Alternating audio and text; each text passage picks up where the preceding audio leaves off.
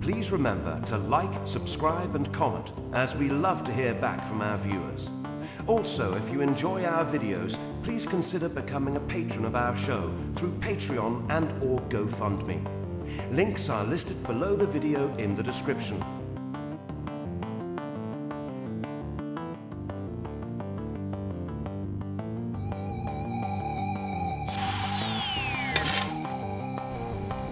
From the deepest, darkest recesses of Dangerous Nerds headquarters, Keith Moncrief and Gerry Kissell. Hey everybody, it's Gary and Keith, and it's Pop Culture Minefield. Saturday morning. Yeah, you don't get cartoons anymore. Thanks, moms across America. But we don't mind if you go ahead and eat cereal while watching this. And it has to be one of those big salad bowls, and where you pour the whole box of Captain Crunch berries in there, and milk or Fruit Loops or whatever you like. You do it the right way, you get the prize. And too. half a gallon of milk. And get one of those big wood spoons. That's how we did it at our house. Yep, I had 6 brothers and sisters, and let me tell you, there were a lot of salad bowls that would end up having cereal. That chew got crowded quick. Yep. My mama was busy making babies. So, we're going to be talking about some cool stuff. And of course, one happy Saturday. It's a great Saturday. Love Saturday. It's my favorite day of the week. I work every day, but it's still my favorite day. I love, because you get horror movies, and it's you get to go to matinees, because that was always a big thing for me, going to see matinees. And as a kid, because I couldn't always afford to go see the nighttime releases, but like growing up, it was $2 for a movie ticket when we were kids, and go see a movie, and I'd go see films. Very few times would I go see the actual movie at the first release. Star Wars was always one of those. I was not going to miss opening night. But like for other films, like Indiana Jones and stuff like that, it was always a matinee kind of thing. And they're perfect. It's a matinee kind of movie. But moving on, I always go off on these little tangents. We have a big announcement for today. Yes. Because Saturday, today, it's Free Comic Book Day. Yes. Happy May the 4th. May the 4th be with you.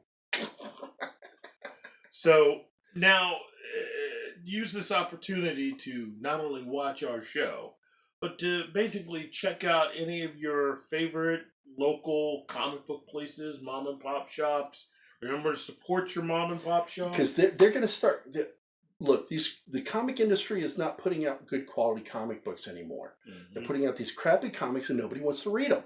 So you're seeing stuff like our friend Josh is closing a door to our comic shop. Yep, this is it. This is his last May the 4th. Yeah. And it's depressing that this is happening. And it's the second comic shop that we're associated with that's closed in this town. And this is not a depressed town. This is a town where money is moving. But comics can't seem to make money because nobody wants to buy comics anymore. And while you're at it, why don't you go to thecomiccave.com. That's our guy, Josh. .com. And check them out, either just going to the website. Because before they close up shop, they're going to sell everything. Yeah, massive sale. So you know you're going to get huge discounts. If you have a collection that you've got a few holes that you're wanting to fill with comics you're missing, this is the perfect time to do that. So go check it out. Tell them that we sent you. And fill those holes. Yeah. Comic holes. It's a comic hole. So anyway, go see that. And once again, it's thecomiccave.com. Let's see. We've got some huge news that you were reading about earlier. Yeah, and I checked out a little bit. Now I'm kind of excited by this. Yeah, because I was a fan of the original film. Yeah, but go ahead. Turns out the Russo brothers, having completed their work with the big film of the year called Avengers Endgame. What's that movie about? Yeah, well, you know what? Why don't you go check it out at the theater? Although chances are some of you watching this have done that already. Good for you. Those of you who haven't seen it, you're a pain in the butt to other people. Yeah, you know who I'm talking to out there right now. You're the guy that sits in, I haven't been seeing any spoilers. A week to 2 weeks to 3 weeks afterward. It's like you're putting your problems on other people. Don't spoil the movie for me. I had some idiot. Actually, I posted something about something that was 10 years old. Well, I haven't seen that movie. I said, not my problem. Good God. You got to go out of your way. You have to try not to see some of these movies. Go out of your way not to see them. And then you put it on somebody else that you hadn't seen it because they talked about the ending. Go away. Not you. I like you. But those people, they can go away. You stay. But the Russos are wanting to remake Krull. Krull. Dude, that was such an awesome little film. Liam Neeson's in it. Mm-hmm. Robbie Coltrane. Robbie Coltrane was in that. Yeah. What is his name that passed away? Irish actor Posthwaite was in that. Mm-hmm. Pete Posthwaite. Pete Posthwaite, God rest his soul. Good Irish actor.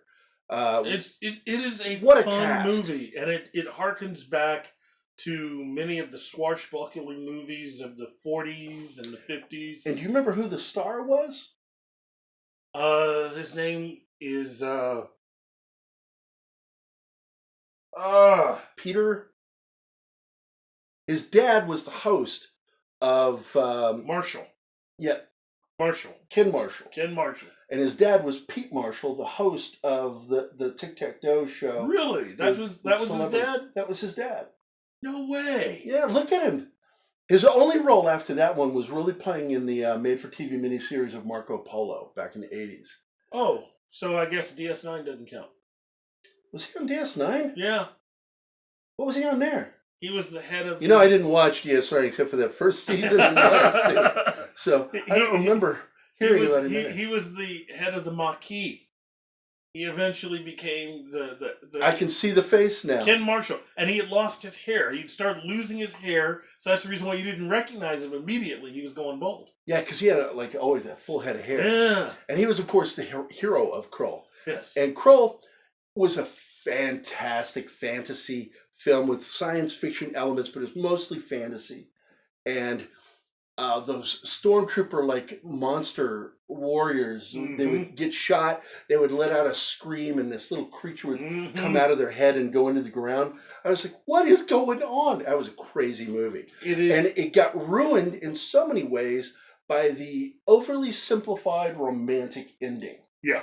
That love conquers all, and it turned people off. So the film didn't make its box office. But the book was incredible. Book was great. And I still enjoy that film. I love the effects in it. Mm-hmm. Well, I wanted the glaze. I wanted that glaze. Oh, the glade, the thing he threw, the blade. The weapon that he looked had. like fingers with blades coming out that went in a full circle. It was the coolest thing. And guess what? That you've actually seen that because it was in Steven Spielberg's movie called Ready Player One. That's right, it is in there. It's just, Krull is a classic 80s fantasy / sci-fi. Yeah, it mixes elements like Seahawk and the Adventures of Robin Hood. It's got that whole swash. Look, those are two films that if you've not seen them, you really should. Yeah. Seahawk, The Adventures of Robin Hood. Check those movies out, and you'll see what we're talking about. Yeah, they had those. They took Clydesdales and made them when they ran, flames would. It's just so much cool stuff. Just so much Errol Flynn. That's the reason why Ken Marshall was cast. Because he looks like Errol Flynn. He kind of looks like Errol Flynn. He had that all heroic looking, dashing. It was a fun movie. So I'm hoping the Russos decide if they're going to do this, that they'll go back to the book. Well, and also, you've got more money to be able to do more things with it. So, good on you. Because the original kind of fell apart at the end, not just because of the romantic love aspect. It looked like they just ran out of money. It was so chintzy in that battle between him and the giant creature. It was like, it's not really good. But it's still a good movie. If you've not seen it, go check it out. It's called Krull. And Krull. Watch the film, come back. Let us know what you think of the film. Yeah. Tell us if you think we're full of shit. Or if, you know what, damn it, you guys were right. I like that movie. There you go. So moving on to the next thing, we've got Marvel and Hulu announce working on a Blade series. Yes, I saw something about Blade once again. You know, if with everything we got from Marvel, we owe it all to Blade. Yeah, Blade changed the game for everything. And as much as we poke fun at him and don't like him, Avi Arad had so much to do with that. mm-hmm. And he's a dick. He's an absolute dick. We don't like him. Fist bump on that. We do not like Avi Arad. But the fact is, we owe him. Because we wouldn't have all this awesome shit that we have today if not for the path that he paved. And, of course, he screwed a lot of people over paving that path. But it's a path nonetheless. And so the talk about this, so what is Hulu saying? Have they said much about it? It's just in the planning stages. This is just basically Marvel flexing its muscles. And basically... Well, this falls into what you and I were talking about yesterday. Yes. With Marvel, Disney taking advantage of their 60% of Hulu. Ownership of Hulu. And possibly more if they're able to get Comcast to sell them the rest of it. Well, exactly, because we also know that the other thing that they're getting is the Agents of S.H.I.E.L.D. iteration of, what's his name? Ghost Rider. Ghost Rider. Yes. The character and actor that you met in Agents of S.H.I.E.L.D. 2 seasons Which I liked ago. it. I liked their presentation. I was kind of hoping he would stay with the show, but after that season, they were done. So he's getting his own show, and that's great.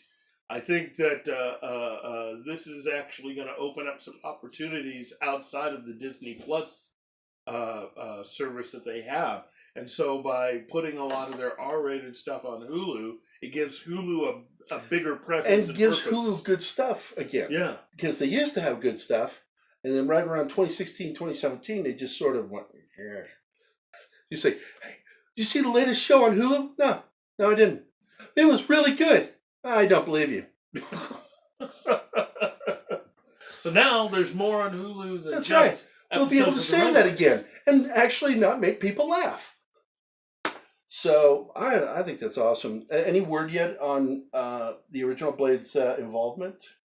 Not too much. It's looking like this is also going to be a part of that whole thing that they're doing with Kevin Feige. Although not an MCU thing, I still think Kevin Feige is going to have a few fingers in it. I sure hope so. So, but either way it goes, my hope is that what we talked a long time ago about was that he plays Whistler. Yeah, that would be great. I think it'd be great to have him in that role. Yeah, Wesley Snipes would like to do something, so I say give him a shot. Yeah, he seems to have some talent. Yeah, he once got nominated for an Oscar or something. So, moving on to more Marvel stuff, we've got, what does it say? Yes. Sony.